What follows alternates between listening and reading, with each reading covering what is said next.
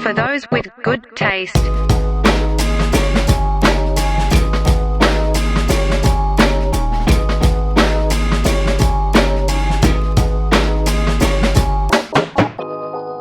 Hey, what is going on, everybody? It's your boys from For Those With Good Taste. I'm Matt. He's Lenny.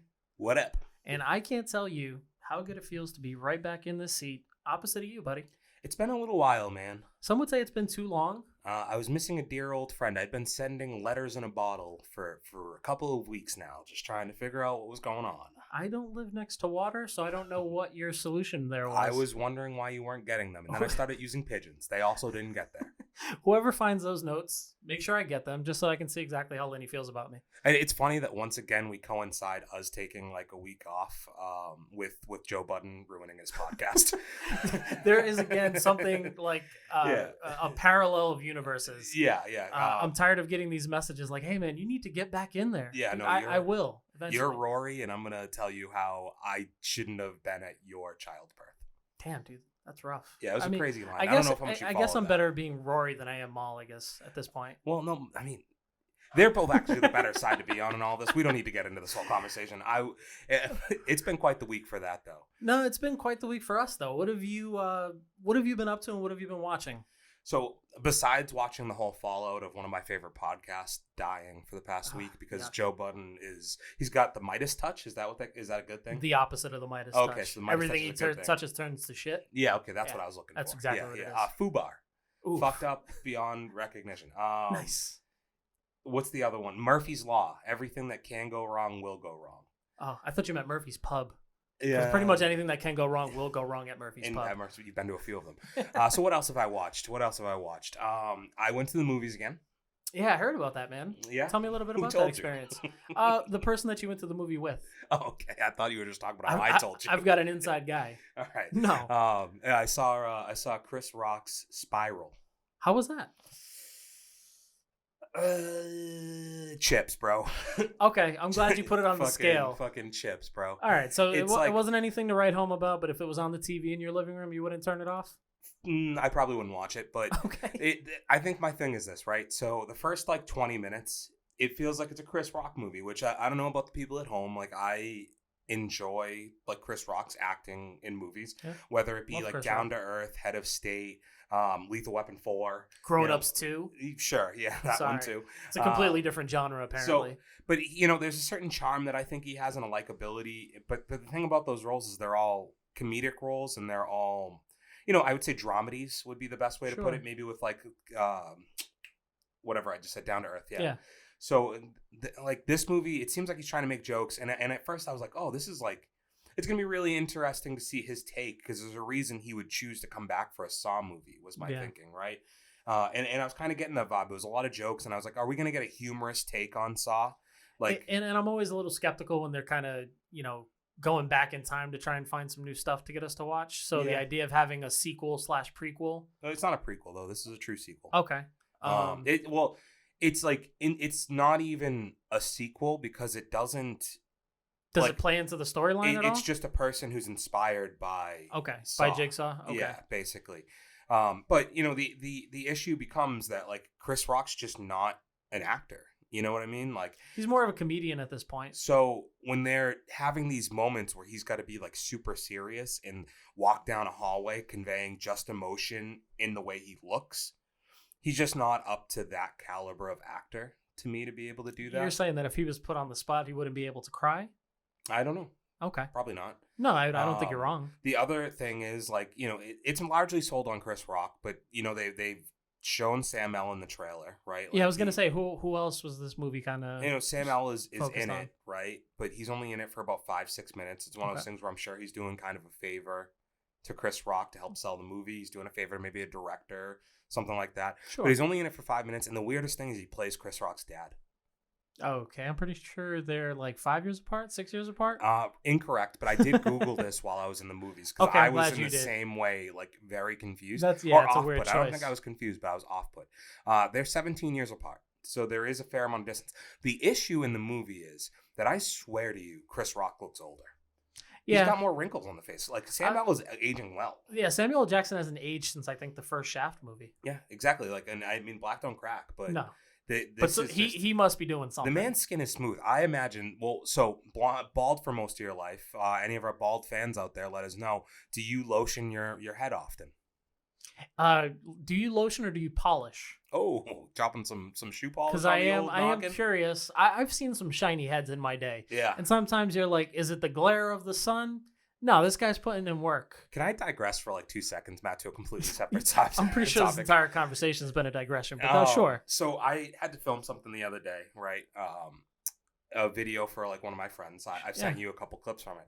There was a moment where I was editing it, and I turn around and walk away from the camera, and I paused, right? And I paused at the worst fucking spot because I swear I saw a bald spot in the middle of my head. Oh, no.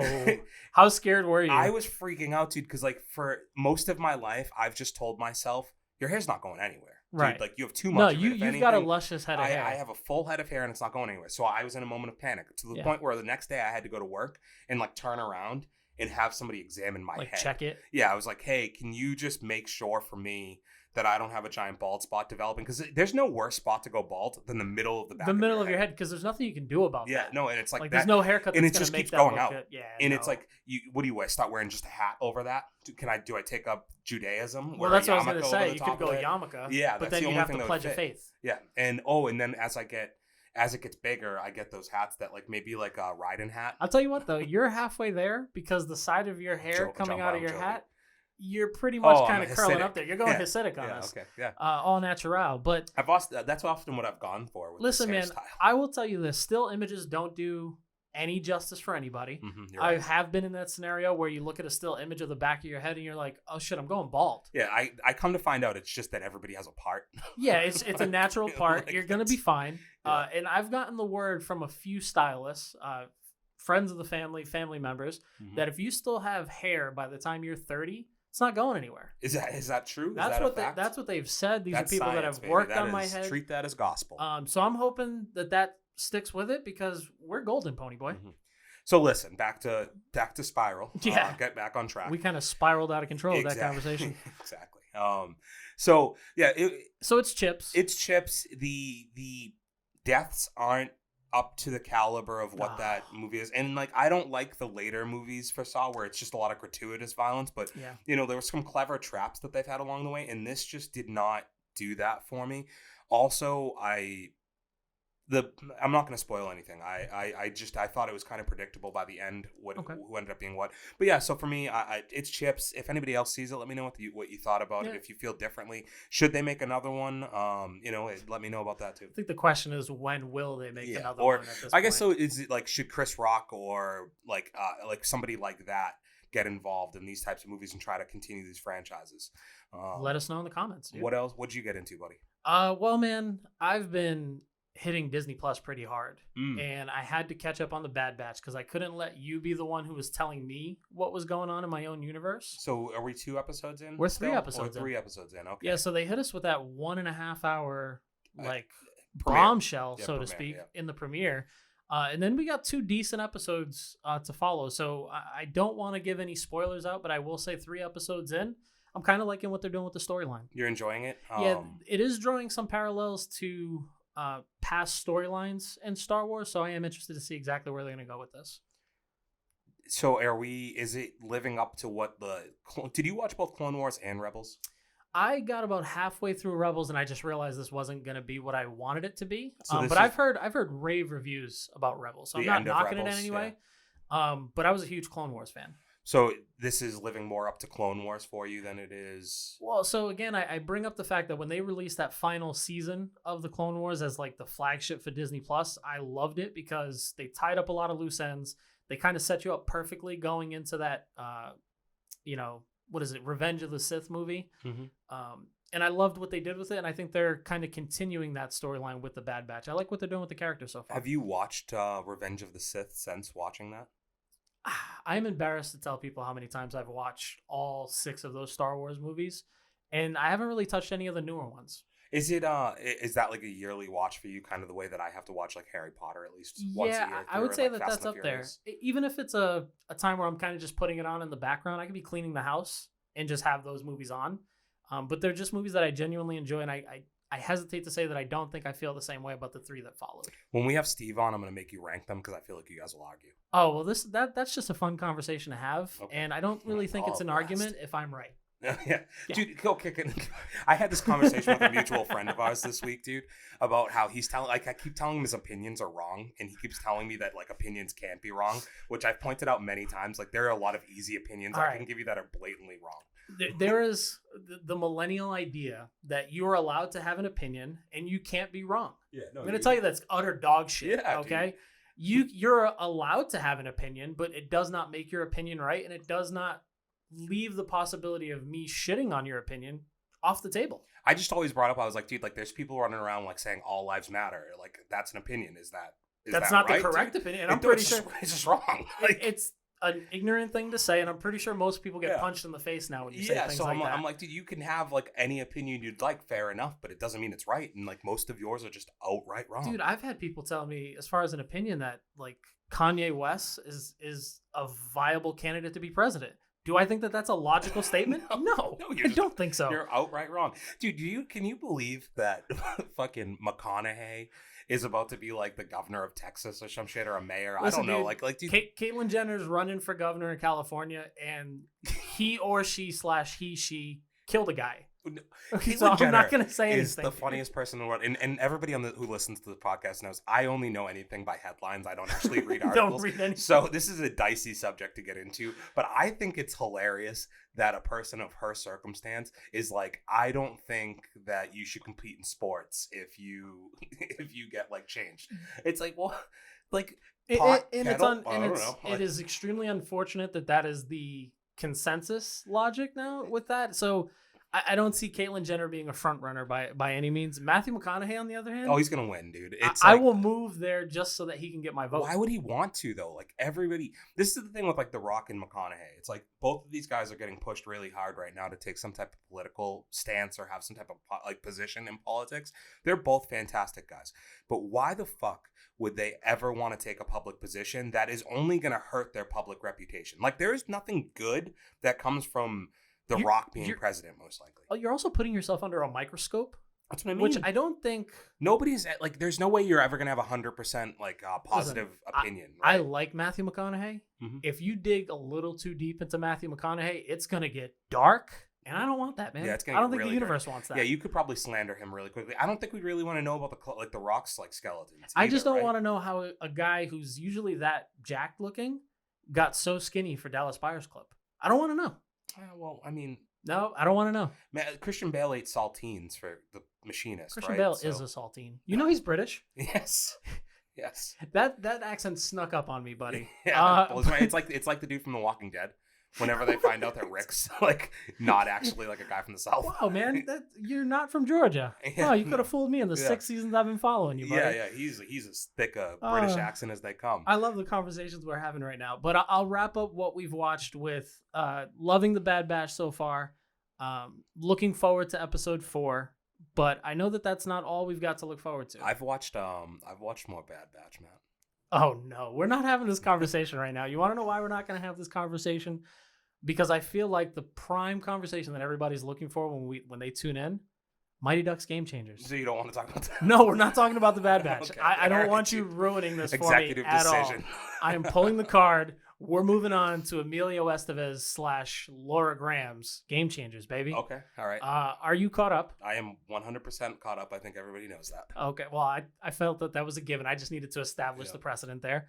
How are we feeling now that we are 8 episodes in? Listen, I think the 8th episode's probably one of the best episodes. I'm so glad to hear you say that. Yeah, I think it is. And it's not without faults, as I think most of this series is with its faults, and that's not necessarily a bad thing. But I was okay with it. Yeah. This episode did nothing wrong for me. Listen, they've done a really good job. If you were a big enough fan of the Mighty Ducks, which I would consider myself a top tier Mighty Ducks fan, we would give you a medal if there was one. On my shoulder for that life accomplishment. So I if you pay attention enough through every one of these episodes, they are basically just retreading different storylines that they've used through the original 3 movies. So this episode 8, and we actually Did we miss episode 7 on here? We didn't talk 7. So we right? didn't get a chance to talk 7. I thought we could possibly jump into both of those. I have no brain, so I don't remember what episode 7 was about. You might have to refresh my memory. But my issue with this one, or actually was episode 7 him trying to regain the love from the team, right? Yeah, 7 was the little camping trip on the ice where we got to kind of build some relationships, mend some fences. But I think it did a great job of setting up what came to be a great episode 8. The arc that bothered me between episode 7 and 8 is... And I want to make sure we didn't get these episode numbers mixed up. So. No, I think you are right. But the arc that bothered me through episode 7 and 8, it's a game changer. Shut up. Was the mother, right? Yeah. Alex. I just feel like... So she has this huge issue in episode 7 where she's no longer confident in being a coach, right? Yep. To the point where she's willing to give away her control. Like she wants Gordon to take over the team because he'd be far better a coach for them, right? Sure. Fast forward. So we're getting ahead of ourselves. They have 7 episodes out so far. So we're talking episodes 6 and 7. Are we? Jesus Christ. Yeah, I had to look that up because something felt off about that. Okay, so but we're only 7 episodes in. So in episode 7 then. So 6, she's just like, I want to give the position away. He convinces her to stay. She wins 1 game at this point. We open up to episode 7 and they've won a few more games. And all of a sudden her mentality is flipped 100 miles in the other direction, right? Yeah. And it kind of goes along with what we've been saying throughout the series where we just see quick changes with no real explanation. How do you feel about the game Pong? Yeah. Because we're not really getting a consistent direction of where some of these characters are going. And before we can kind of get a grasp on them, they're getting launched into the other direction. Yeah, so this episode, it was like, okay, let's give Alex the storyline of Gordon from the beginning of Ducks 2, right? Yep. The coach who is now all of a sudden coaching the Junior Olympics team.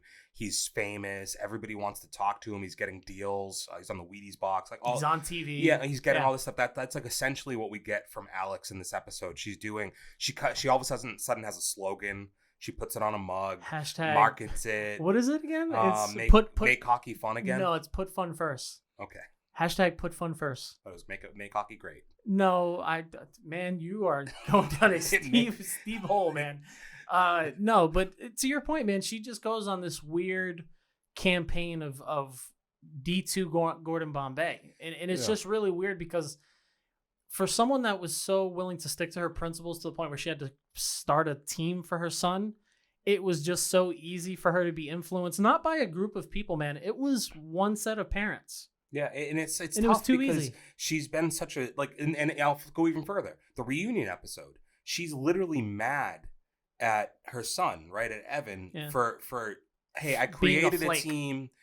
And we're supposed to have fun. You're not supposed to care about winning. Now all you care about is winning. And I'm going to let you make your own decision. Now it makes me think when she said, I'm going to let you make your own decision, she wasn't actually happy that he chose to go with. Yeah. Although she wants the success, I guess, not the Ducks having the success. It would be weird because in episode 6, she doesn't want to be in the limelight. She doesn't have enough faith in herself.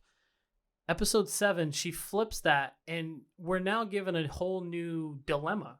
It's like, how are these kids going to deal with Evan's mom being a complete B-word for the most part? I'm not going to swear. Yeah. And putting way too much pressure on these guys to the point where, they're going to go to states, but at what cost? And we kind of know when this episode ends what that cost is going to be. Yeah, well, it's going to be interesting to see where that plays out. I mean, you can't kick her off the team, right? But they're going to probably play around with that idea for the episode. She's going to be super upset. How do you feel about the roller coaster of dilemmas that these guys have? So you go from the team not being good enough to the team having this great episode where everybody's kind of learning their place on the team to now, hey, the team is just finally getting together, but we got to make our coach a psycho.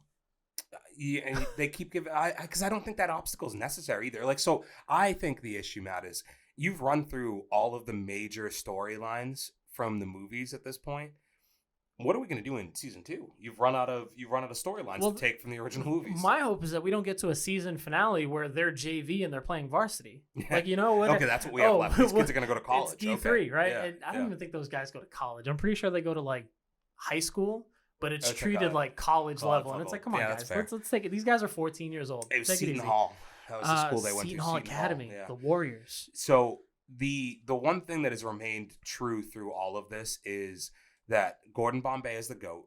He is who we thought he was, right? They are who we thought they were. We have loved this man since we were little kids, and he with good reason is living up to the hype. Him and Nick easily every episode go ahead and steal the show easily. So we had the great coaching moments this week from Gordon, right? Yeah. And another thing taken from D2 is the rodeo character, right? Yeah, so I wanted to jump into the 3 storylines that I thought would have been your biggest takeaways. Mm-hmm. So we got Koob the goalie. We finally get to see how his skills come to be. Were you happy with that? Fuck that, dude. Yeah. Like, because it shouldn't have taken. I just not fuck that, because it's about time. I guess that's more my point. Is like I've been saying for like 4 episodes now, and it's like, oh, like we just realized that the kid doesn't bend his knees. It was the most obvious. Like Gordon Bombay is supposed to be the greatest coach of all time. Didn't know this kid doesn't bend his knees. It had to take him on to thin ice just to realize that he was lazy, and we could obviously get a little bit more out of him. But good thing, because now all of a sudden they're a great team because they have a goalie who actually bends his knees. Okay, so we got that one out of the way. That's done with. You weren't happy with Koob. Logan. Mm-hmm. Seems to be this ladies' man, right? Seems to be the cake eater that we know him to be. Yeah, he's crushing it. And he steals Nick's thunder, right? Nick gets his first goal, then Logan kind of comes over and gets the one-on-one from Bombay. What did you think of that turn? Unknowingly, stole it, right? And I like the growth that we got here, because Logan is the character that I think they introduced very early on. Seemed like he was going to be a major player. But through most of the past 5 episodes has been kind of a background. And bro, he addressed every bit of it. He was like, "You guys didn't even invite me to your sleepover. Yeah, I live next door, man." I've been watching you through your window have dinner with your moms and seen how happy you are. A little bit creepy. Yeah. But we've all, like, if you're parading around in front of your big bay window in your house, what the fuck else am I supposed to look at? Yeah, maybe don't look through people's windows, man. Well, not like, as long as you're not crossing the street to do it, I don't think it's a big deal. I think people would disagree with you. Peeping is not a good option. Well, okay, I'll rephrase. As long as you don't creep across the street to do it, and or purchase a telescope. And checkmate. I think you have narrowed it down for us. Yes, cleaned up. But Logan does get his happy ending. He's too young for that. Like what I did. Yeah, he's too young for that. He scores his first goal, but it's at the cost of basically. He makes he makes Nick jealous, but the goal itself is sick. By the way. Nick is all for it. Nick is like, "Oh, I'm gonna sit on the bench and distract the coach." Well, yes. My issue is that Laura Graham, what's her name in this? Alex is like, "Oh no, we need to win," and this dude sucks. I'm not playing him. Well, big time douchebag moment. Whoa, like that was a really big. Well, that's where I didn't like the sudden character change, because it's so out of character for who she's been throughout the series. Weird, man. To have her act like this, and it was just a weird obstacle. But I guess, like, victory can go to somebody's head. But we got the moment in the locker room where Logan is like, "Dude, like, you're jealous of me, but like I don't have any of the things that you have, because I feel like I don't have like friends. I feel like I'm not good at this. Like, people just assume I'm gonna be good at stuff. I cook dinner every day for my divorced dad. I had to pick up the slack because my mom left. Like, it was sad. It was a sad and a deep moment, but it helps you understand the connection between them, and you kind of felt that they needed it. Dude, the fact that he realizes he can do that by flipping pancakes is funny, but then the goal itself is sick. Is filthy. Yeah. And the fact that he said, "Order up." It's like, dude, whoa, man. Douchebag move. Yeah, score first. Score first, man. Get one. Man said, "Order up," and then put it in. Dude, know the timing. Do you think he can go for that move again, or is I feel like you can only pull that on me once? I don't think Pee-wee is watching tape. If you're not on the Ducks are watching tape. The Ducks are definitely watching tape, but I don't think the Dope Fathers are. So where do we go from here, dude? Are we looking at the next step maybe being we're going to the title championship, right? Like, we're not the championship, we're going to the tournament. We're going to states. So Alex is probably going to have an episode where maybe she's gone, maybe her feelings get hurt because they give her the boot, or maybe she gets a reality check. I still think this ends up with potentially a loss. We need a hard discussion. Yeah. It's just going to be interesting how they formulate that. The last thing I wanted to get off the table on Game Changers, your boy Evan and Sophie finally established some type of relationship, and it got weird really quickly. Mm-hmm. Yeah, but I mean, good for them, right? Good for them. Yeah, I just wanted to see where you stood on that. I'm happy to see my guy finally making the move. Scoring in all the right ways. Yeah. I mean, and he's partnering up with he's not gonna have to go to school a lot, because she's gonna be the moneymaker. He's hitched his wagon to a good old. Let's say he was a mediocre player. He got cut from a team. convinced a good player from that team to come, and now he's just macking on it. Some would say this kid built a franchise. He did. Is he the franchise? He's going to be a legend through most of school. This is insane, dude. Evan is winning pretty much everywhere, dude. So I did want to get into one a little bit of, like, we obviously talk nostalgia every week on this show, but one of the things we talked about with Mighty Ducks is not knowing who their audience is, right, Matt? Oh yeah, we've talked about like whether it's made for me or if it's made for kids, right? You got to know who we're filming for. One new thing that's been announced, we're getting a remake of sorts or a reboot of sorts, and it seems as though they might know the audience they're looking for. Oh yeah, because we're getting a Legends of the Hidden Temple reboot. Yeah, dun, dun, dun. We're going back to Olmec's Temple. Oh yeah, baby. But we're not doing it in the form of a kids show. It's going to be for adults. No, when you talk about knowing your audience, they were like, all right, guys, get ready to feel the nostalgia because it is made for anybody who's pretty much enjoying your time in the 90s. It's kind of perfect. Like, because, and it's only going to be more perfect for me. I feel like you have to include beer. You're saying you were going to get these guys drunk? Like, how do you... I think that there's not enough beer-infused game shows on TV, and Legends of the Hidden Temple seems like it presents itself very well to be a drinking game. I don't know what the legality is of it, but I'm pretty sure everybody doesn't want to promote getting shit-faced and competing. But dude, this isn't really competing. It's a fucking game show where you're running around a temple. Imagine being drunk as shit and like a temple guard comes out and tries to grab you. Right, that dude's getting knocked the fuck out. We're basing it on what we remember Legends of the Hidden Temple to be. This is going to be upscaled, man. They're doing adults, not kids. I'm telling you, they're doing... Bro, imagine American Ninja Warrior, but everybody's shit-faced. No, You're but not going Matt, to get I'm anywhere. telling you, don't upscale the difficulty. Keep the difficulty about the same as it was. It's like, are you smarter than a fifth grader, right? It's just that's another game you should drink for. You should just be. You should get shit-faced in front of the third grader. Yeah, keep the level about where it is in terms of difficulty, and just let them get drunk. That's how you increase the difficulty, and that's how you increase the laughs. Keep my idea. Think about it, CW.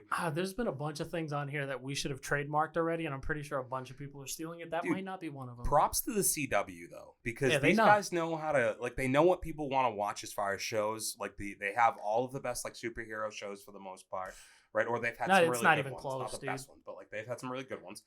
You're now giving me a TV show that, like, I still watch on YouTube Legends of the Hidden Temple. Yeah. Like the game show from the 90s. I've caught you watching highlights in here, dude. I know. Yeah.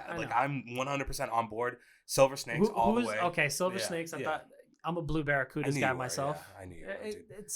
Hey, man, you want to be an orange iguana? No, that's why I'm a Silver Snake. All right, dude. I'm just making sure. I was always pissed off whenever my team got out first. When they had to do the thing where they there's the moat. Yes. And they have to get across the moat. And your fucking team gets in last. And they don't even get to take part. You saw them for 3 minutes. So I like the Blue Barracudas, but if I'm not mistaken, they lost a vast majority of the time. And I think the Silver Snakes were pretty much always the winners. I wonder if we can look up stats to just figure out which teams won the most. If there's some like correlation between the team mascot and color that you got for how many victories somebody got. Listen, man, you can't get me any more pumped than drawing a line in the sand, telling me, what are we getting, 4 or 5 teams? Because they definitely got that mistake in the last time. Yeah, so the article says 4 teams, but then they listed 5. Okay. So I assume I think it is 5. The Purple Panthers. It'll be interesting to see. Are you going to stick with the Silver Snakes? Yeah, oh yeah. Well, unless they change it. Unless if it's a shitty mascot or if there's douchebags on the team, I guess that could be. What if somebody comes out and they're doing that? Well, that's sick. Okay, yeah, you like that? You do that. That's sick. So if you're a fan of Stomp the Yard, Whitey Ford? No, that's not him. You're thinking of White Goodman. Yes, okay. White Goodman. Yeah, come on, man. Nobody makes me bleed my own blood. All right, so next up on the list of stuff that is just, being talked about, invented, created, recreated, redone, rebooted, rebuffed, whatever makes the biggest reimagined. Headline. Yeah. All those other words that I said when I was reading the article. Yeah. So Zack Snyder said that during the pandemic, he wrote another 300, Matt. No, he agreed to write another 300. What he ended up writing was a Romeo and Juliet love story about Alexander the Great and his love mate, Hephaestion. Is Hephaestion a guy? It was Jared Leto, dude. Have you ever seen Alexander the Great, the movie? Colin Farrell? Nah, it looked bad. Yeah, you shouldn't watch it. But really I've watched it one too many times. Jared Leto, one of the most gorgeous men in the world, plays Hephaestion, so you can see why he wanted him in bed. Well, so it's definitely a progressive storyline. I think it's funny that Zack Snyder was like, I'm going to write... they wanted him to write another 300, which to my question to them would have been like, didn't they all die in the first one? How many 300s can we have? Because the second 300, Rise of an Empire, was way more than 300. Well, because I was going to say, like, by theory, if the first 300 was 300 and I saw more than half of them die. 299, to be exact. Died? Yeah. Okay. So the only guy who made it back was the one who told the story. This should just be called One. The sequel should have been called One. One in one many. I don't know. I don't know exactly what one you out call of it. 300 is what they should have One called in a it. million is what they should call it. Like, so I didn't even understand how the sequel got made, and I saw the sequel. It was bad, but the sequel is a prequel, right? No, sequel is a happening as it's happening. So in 300, the original movie, when they're at the Battle of Thermopylae, there is another planning of a battle going on, and that's what we get in 300 Rise of an Empire. Okay, and then they just go and have that other battle. So basically, they're having a battle while the Leonidas and the 300 are battling, and while they're dying, that's what allows the other people to basically come together as a group and finally come to victory. Okay, so how overall a bad movie? Let's just say that it was bad from what I can remember. First one was incredible. You do it again, awful. As we've talked about many a time, in general, like Zack Snyder, I don't think puts out a lot of great movies. But I was gonna try and keep this from being a Snyder bash sesh, yeah. But when I had originally seen this headline, I was like, he has too much time on his hands because he already made 303, and it was called the Snyder Cut. And Wonder Woman was the 300. And we got the music, we got the scenes. That's it. I don't need to see anything. You don't need another one. No. Good. All right. So let's move on from this because there really wasn't much to that meat on that bone. No. I don't think anybody wants another one. And I don't need Zack Snyder writing my Romeo and Romeo love movies. I think the reason why this kind of stood out to us was because we gave him praise, so to speak, with the Snyder Cut, and we were both pretty excited about this Army of the Dead movie that's coming out. Mm-hmm. Why wouldn't you just ride that wave to something productive? No, you want to sit here and tell us how you signed to make a movie and you didn't actually make that movie. Very weird. Yeah, I made a movie that was nowhere close to it. Another movie that they're talking about. It seems like it's got to be a reimagining. You've seen the movie Don't Breathe, right? I have. Okay, so I never want to spoil that movie because I really like that movie, but I think if you know the twist in that movie, it kind of ruins it. You need to go. Oh yeah. I think Don't Breathe is a movie that anybody should watch. It's not a horror movie. It's more of a thriller, suspense movie. I would say. A lot of tension. Edge of your seat the entire time. If you don't know what that movie's about and go in blind, I think you'll really enjoy the twist. It'll have that oh shit moment that like a lot of movies. I just don't know a movie that I saw that gave me that much of an oh shit moment in it. But the issue here is, Matt. Kid Detective. Yeah. The Lost Tapes. We'll just say that. Yeah, we'll revisit that later. at some point. Yeah. So Don't Breathe. It doesn't make sense. They're coming out with a sequel. They're going to make a sequel just called Don't Breathe 2 that follows the old man. How? He's apparently going to be a good guy, Matt. That's my problem. That's the only reason I want to talk about this. It doesn't make any fucking sense. For anybody who has seen this movie, it makes no sense to me how you could bring this man back as a good guy. He's... The movie wouldn't be called Don't Breathe. Why wouldn't you be able to breathe if he's a good guy? Is he using his powers of being able to hear people for evil? That's what it like. So no, I guess in theory they're trying to say that so he's moved. He's in a new location. The way I see it, Matt, it's like Liam Neeson. He's like, I have a very particular skill, set of skills. I'm blind, but I can hear things. Like really, he's like Daredevil, but 70 years old. I was just about to say. So Don't Breathe 2 is a prequel of Daredevil. It's the sequel 70 years later in Ben Affleck's life to the first Daredevil movie. I think you and I both have no idea where this premise is going. So why make this movie? It was just What's your angle? It's so weird, man, because it's just I thought it was a movie that they seemed to have made I didn't know. I thought if they were going to make a sequel, and again, I don't want to fucking spoil it, so I don't even know how much more. I don't know how much more I can talk, because if we were going to make a sequel, and maybe once the trailer's out, we can talk more about it. If you were going to make a sequel, I thought there was ways to incorporate the characters that were involved in the first movie, right? You could. One of them, okay, this isn't going to spoil the oh shit moment. 2, 1. Spoiler. Go away. Please, Spoiler. Please, I beg of you, if you have not seen this movie, don't do this to yourself. Go watch it and then come back to us on it. And I'll do a whole fucking episode about Don't Breathe. We can do 3, 2, 1 spoiler about Don't Breathe. But the thing is, one of them gets away, right? Yep. At the end.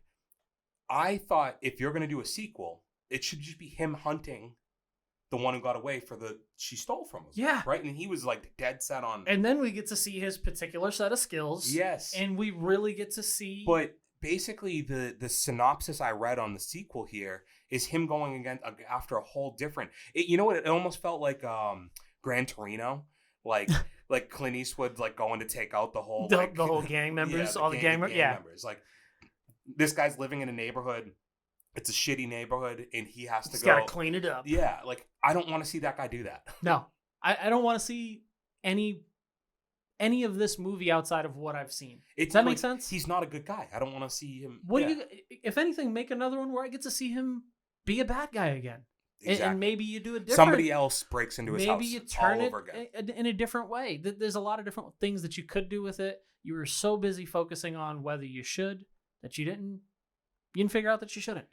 Yeah. So I wanted to just touch on that for a minute here. Well, so dude, it's like this whole back half of this episode is just, or this might be life in general, is reboots, remakes, and sequels. So well, I think we planned it this way because we wanted to get a little bit angry, right? We wanted to shed our feelings, but then we wanted to share some curiosity, optimism.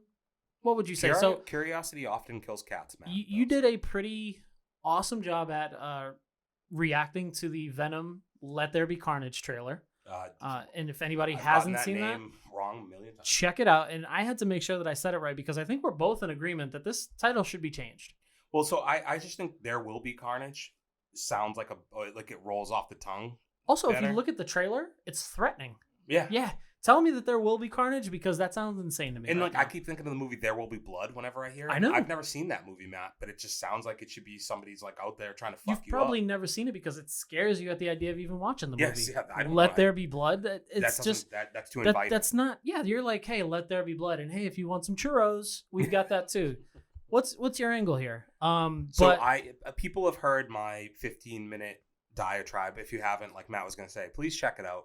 I will definitely share some more of my opinions, but I would love to hear your take on it since we haven't really talked about it at all. No, I was excited to talk to you about it because Venom was one of those movies where I enjoyed it, but if you asked me to rank it on a taste test, it was kind of difficult for me because we base a lot of it as far as what we would recommend to people and what we would continue watching after the first time. Yeah. Venom was kind of tough for me in that sense because as much as I enjoyed the movie, I don't really think they did well with the storyline, and I think the overall movie as a whole kind of fell just below chips for me.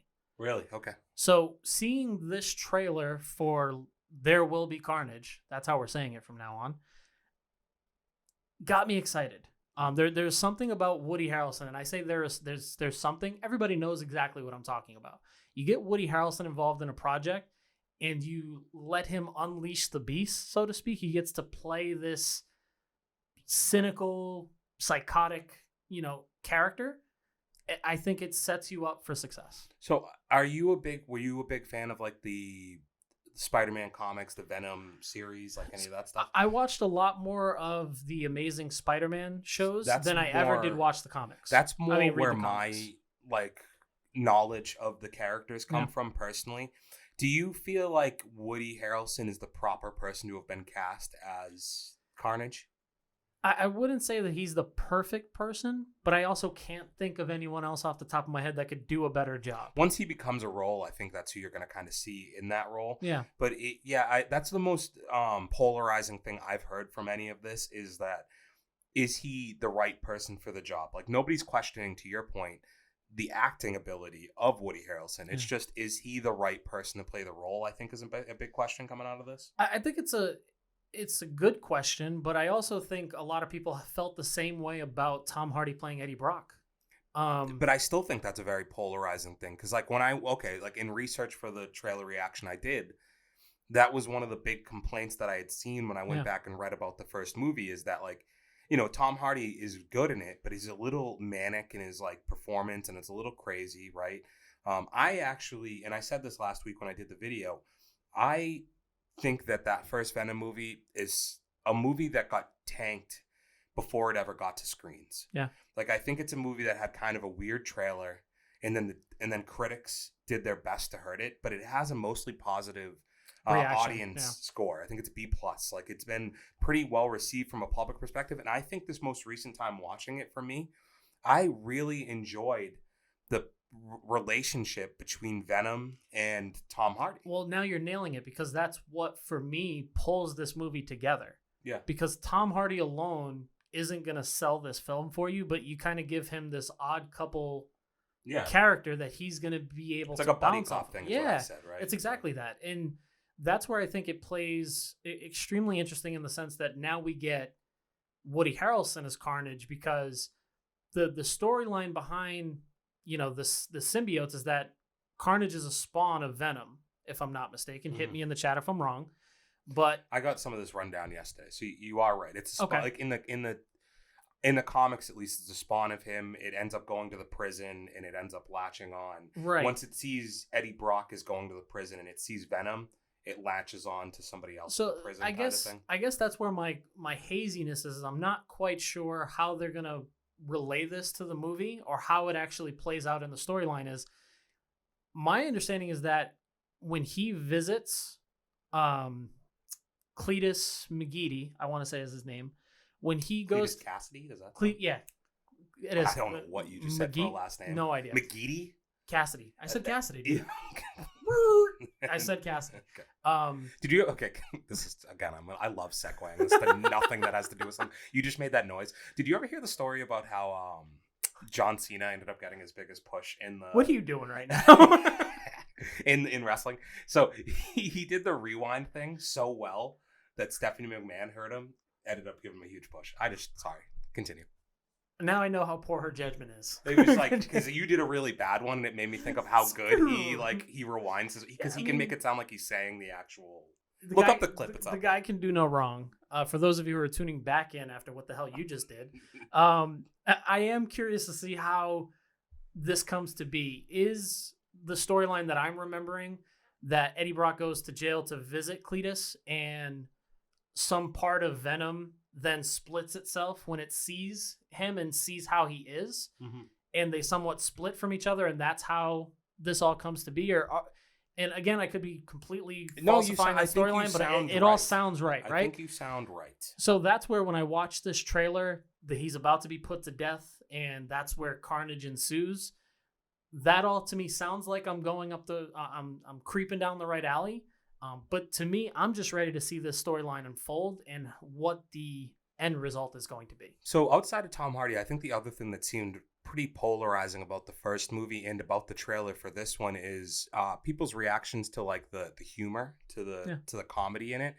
And at least for this trailer, because some of the jokes in the first one are a little corny and aren't great. I think they're over your head sometimes. But I like the relationship between Tom Hardy, between Eddie Brock and Venom. And I think when we're getting some of that interpersonal stuff in this trailer, I really enjoyed it. I enjoyed the tie-ins to the first movie.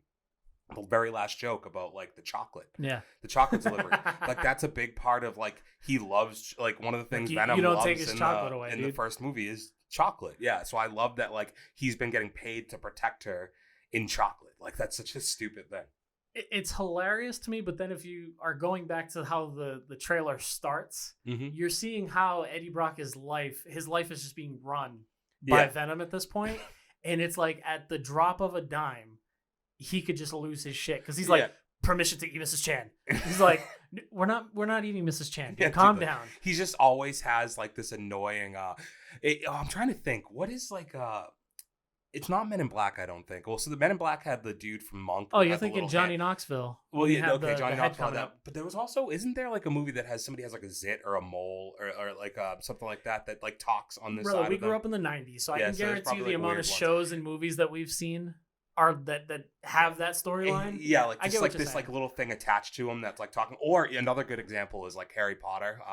When he has Voldemort living on the back of his head. So that's one. The other one that just came to mind is Hellboy, when he's carrying the skeleton on his back and it's just like talking shit into his ear the whole time. Yeah, it's like you just can't get rid of it. It's just fucking there. Like this is my life now. I thought it was a great depiction of that because he throws together this disgusting looking breakfast and it's like, I have to eat this. Yeah. And that dynamic between them two, I think, sells the movie just enough to where even before you get Woody Harrelson introduced, it's extremely interesting to me. I do wonder, though, because like a fair amount of that last movie wasn't just about him being Venom. It was about Eddie Brock being kind of, he got a little too big for his britches, pushed a little too hard, loses his job, loses his girlfriend, loses everything, right?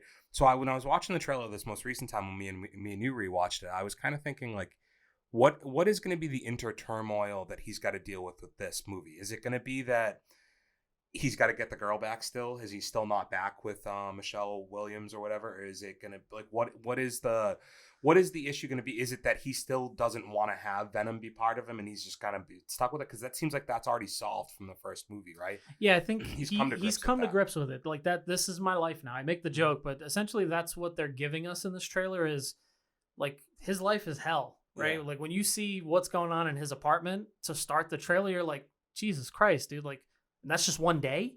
Like the idea that the interturmoil is between them two, I don't think that's what it is. I think that it has to be Venom is in control right now, and maybe he has to be the one who becomes in control. And that's why, again, I'm throwing out this theory that, you know, there's a split between the symbiotes. Maybe that's what it is. Maybe he's going through this chaotic time.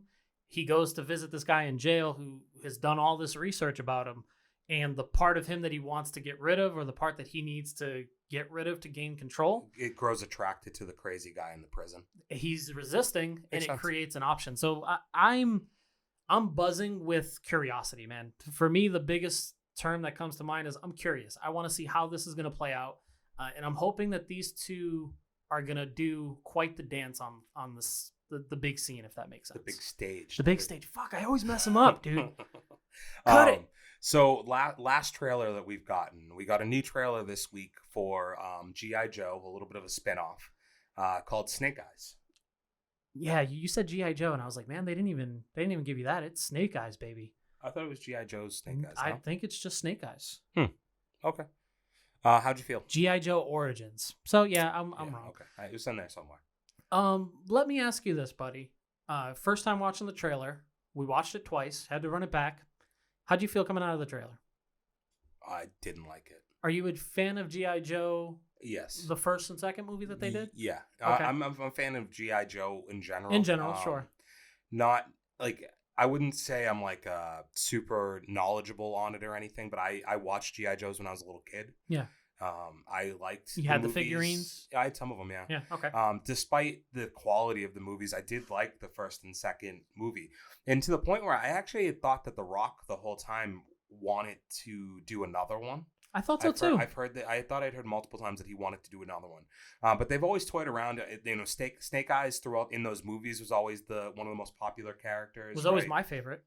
So I understand if we were gonna make a G.I. Joe movie on a smaller scale, he'd be a guy you'd want to make it about, right?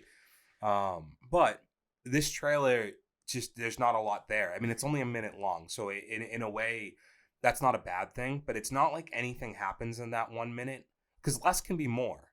But there's not a lot there in that first minute of in that 1 minute trailer that is like, I can't wait to see, or that's interesting what they're doing there. You know, there's none of that to me. The other thing I was like trying to figure out is with The Rock talking about wanting to do another one at some point. Is this in canon, or is this in like the same universe? Is this a whole new reboot of a universe? So are we going to be looking at, is Duke back? Is all like, you know, are we going to get those characters again? So internet world, feel free to strike me now.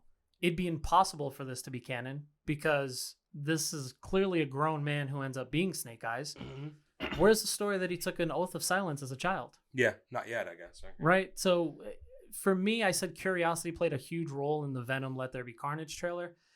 This one, I was just extremely confused. I love the casting choice. I like some of the action. Dude, Henry Golding is very good. Yeah, I was trying. Eli Goulding? What are you doing? No, I keep calling him Goulding for some like Ellie Goulding. That's what I thought. I was like, okay. Henry Golding. Yeah. I thought you had it right the first time. I was like, what? Okay.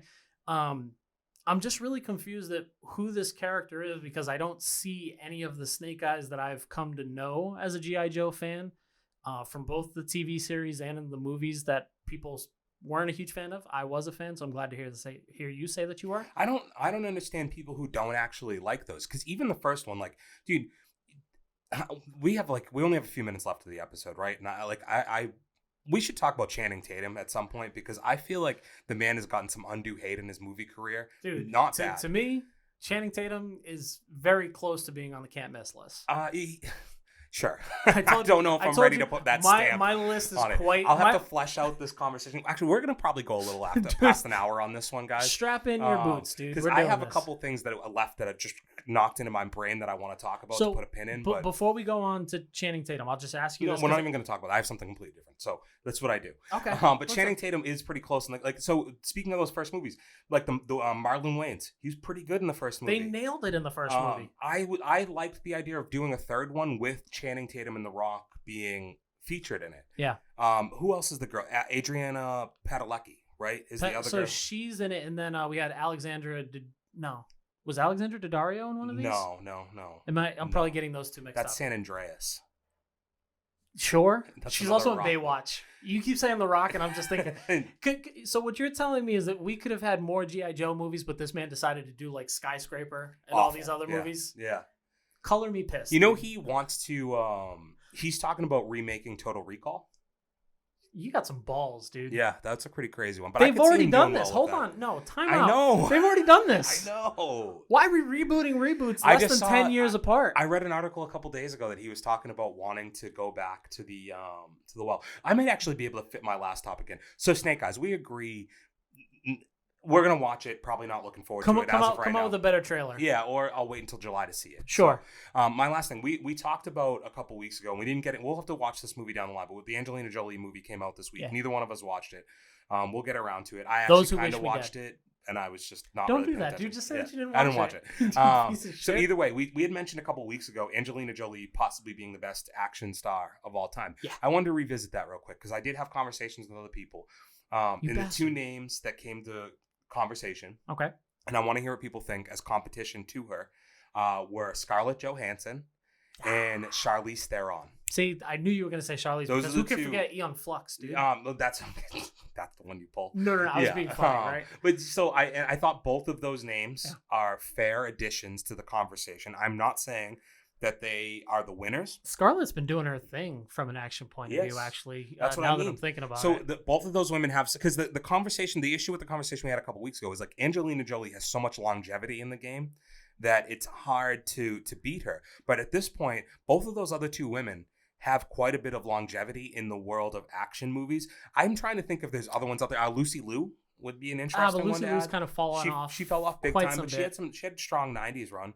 No, she did. So early 2000s run, and she's had a successful TV run too. I think that's where the foundation of this conversation started, was that Angelina Jolie has been on the big stage of action movies for the better part of 30 years. Yeah. Right. So, and I'm not going to knock Scarlett or Charlize. Charlize maybe a little bit less so because I don't feel like she's made her name in action movies. If that's fair to say. I mean, one of the first things I think about though with her is the Italian Job. Well, I agree with you, but that's Marky Mark to me.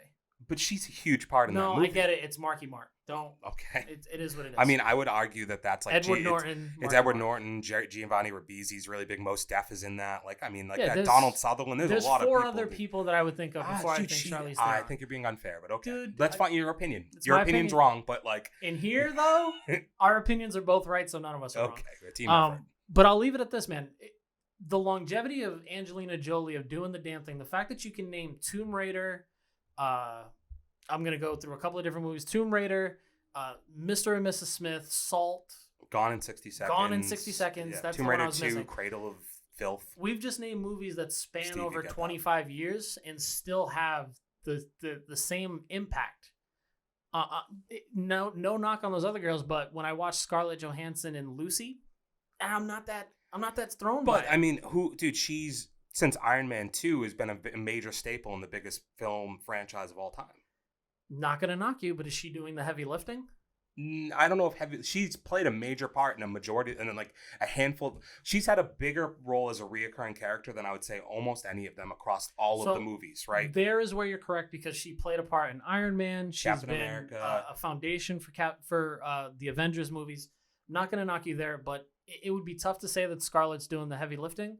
I would like to give a second opinion after we see Black Widow. Black Widow. Fair enough. So, all right, before we get out of here, what are you watching coming up this week? You got anything on your docket, man? Anything on the agenda? Well, man, we've got UFC fights coming up this weekend, so I know I'll be watching that. We got Cody Garbrandt versus Rob Font, so got to be watching that.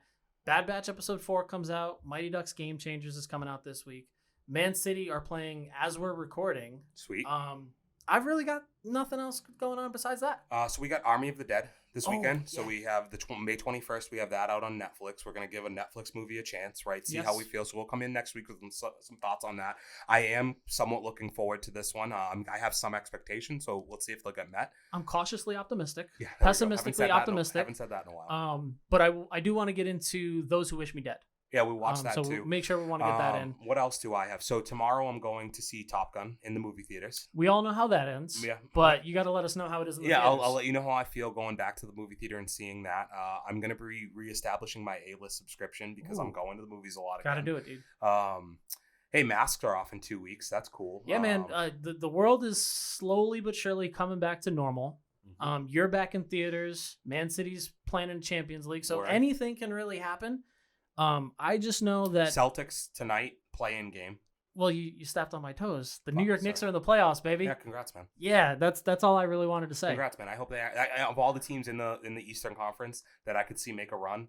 Genuinely, I mean this when I say it. They're the team I'm rooting for. Thanks, man. Yeah. I appreciate that. I just hope that Julius Randle stays past this year. Me too. I think he will. He's a king of New York. We've got plenty of things that we're going to be catching this week. Look for us on Instagram because we're going to be posting what to watch for those with good taste. For those with good taste. Also hit us up on Twitter. Yeah, Good Taste Live. At Good Taste Live. The guy who's doing all the tweets now, dude. Fucking killing it, He's dude. fucking killing it, bro. We're sitting at like 35 followers. Let's get us up to 50, please. What are you guys doing? If you need to know how to do it, like, comment, share. But the subscribe button's right there. I don't know how else to tell these people, dude. I'm with you, man. It's about fucking You time. people need to start subscribing. You people. You people, hit the subscribe button. But as always, we'll catch you guys next week. Mahalo, my brothers. Mashugana. For those with good taste.